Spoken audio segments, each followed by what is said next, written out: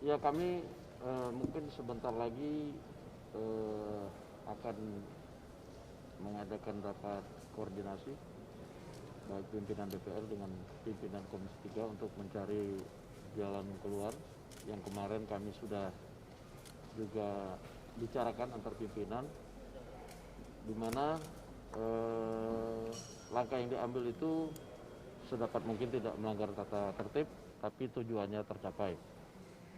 Karena kalau melihat persoalan Joko Chandra, kita bukan bicara soal penegakan hukum saja, tetapi ini juga berdampak kepada kepercayaan investor terhadap penegakan hukum di Indonesia.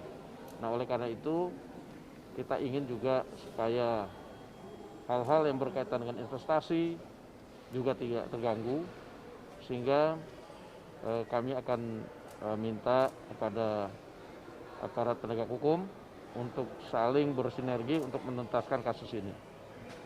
Yang penting terkait dengan jumlah kasus COVID di Indonesia kan terus meningkat. Tanggapan dari DPR seperti apa? Ya, dengan kasus COVID yang semakin meningkat, tentunya sebagai lembaga tinggi yang juga mempunyai fungsi pengawasan, bukan tidak mungkin dalam masa sidang nanti kami akan mengadakan rapat dengan pemerintah untuk membahas hal ini. Walaupun di pekan lalu pemerintah juga sudah membentuk lembaga baru, yaitu Komite Penanganan COVID-19, serta mengeluarkan peraturan tentang lembaga tersebut dan sekaligus tentang pemulihan ekonomi nasional. Namun kami masih ingin melihat nanti bagaimana implementasinya di lapangan, baik implementasi terhadap aturan tersebut maupun kerja-kerja dari Komite Penanganan COVID-19.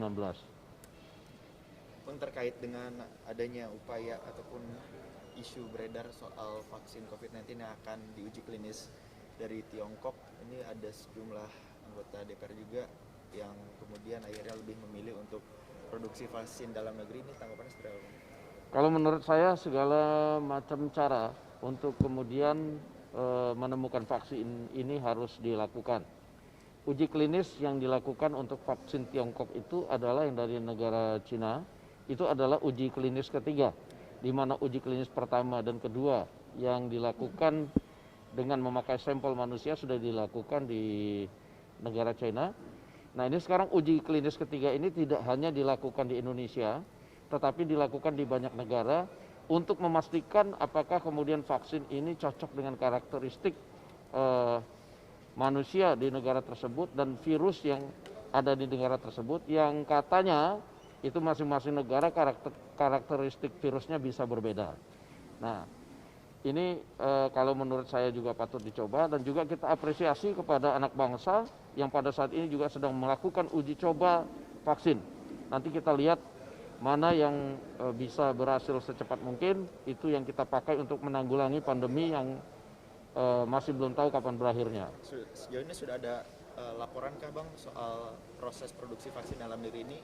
Sejauh ini prosesnya sudah sampai mana Bang?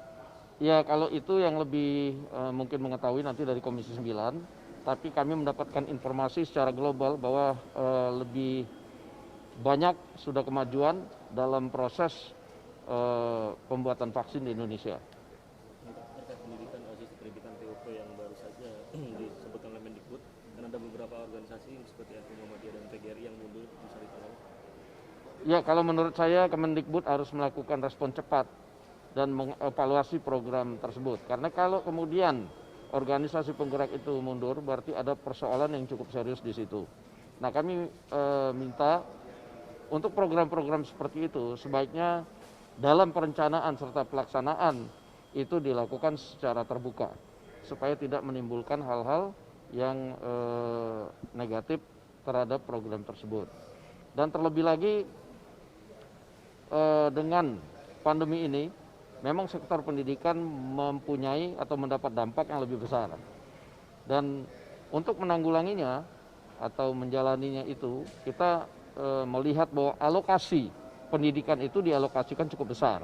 Oleh karena itu saya minta Kemendikbud agar membuat program-program dengan alokasi anggaran yang besar itu dengan efektif.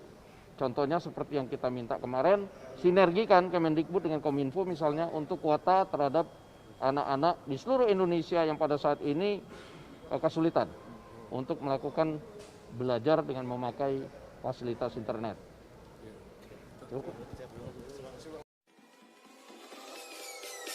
Peace.